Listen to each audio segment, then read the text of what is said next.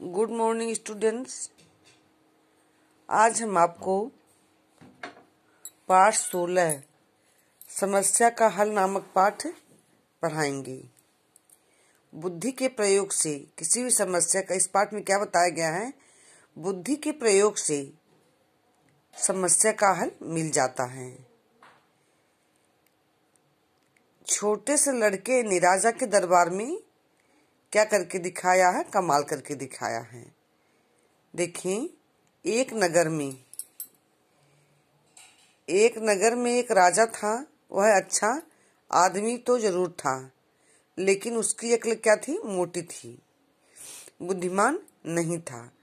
ठीक, एक दिन एक ब्राह्मण राजा के महल में पुराण का वाचन कर रहा था। किसका वाचन? पुराण का वाचन कर रहा था। यमलोक के बारे में पढ़ते हुए उसने सुनाया कि वहां पर तरह तरह के पाप करने वाले कैसी कैसी सजा पाते हैं। यमलोक के बारे में पढ़ते हुए उसने बताया कि वहां पर तरह तरह के पाप करने वाले कैसी कैसी सजा पाते हैं। पुराण का वाचन समाप्त होते ही राजा ने ब्राह्मण से पूछा, पंडित जी, आप स्वर्ग और नरक के बारे में अच्छी तरह जानते हैं, लेकिन मेरी इस शंका को कृपया दूर कर दीजिए। जहाँ तक हम जानते हैं, हमारे ऊपर आकाश है और नीचे जमीन है। संसार में तरह तरह के प्राणी हैं। उनमें से तो कुछ लोग स्वर्ग और कुछ लोग नरक में कैसे जाते हैं, मुझे विस्तार पूर्वक समझाइए। मुझे कैसे समझाइए? विस्तार पूर्वक।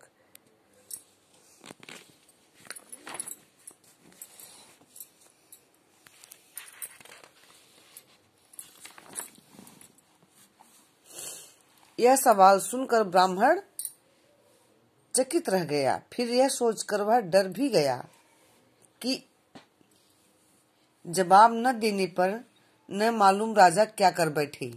महाराज को आपके सवाल का जवाब देने के लिए सभी शास्त्रों को ठीक तरह से पढ़ना होगा, इसलिए मुझे थोड़ा समय दीजिए।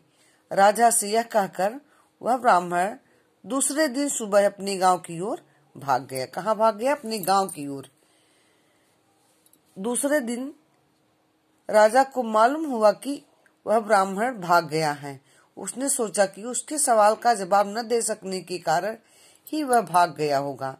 इसका मतलब यह है कि उसका सवाल बहुत ही कठिन है। यह सोचकर वह जो भी मिलता उससे वही सवाल पूछने लगता। जल्द ही राज्य भर में राजा का सवाल सबको मालूम हो गया। पुराण सुनाने वाले ब्राह्मण का एक लड़का भी था। वह हमेशा अपनी माँ को तंग करता था। क्या करता था? तंग करता था। एक दिन जब उसकी माँ गेहूं पीस रही थी, तब वह अपनी माँ के पास आकर बैठ गया। माँ ने उससे कहा, राजा की समस्या तुम सुलझा सकते हो।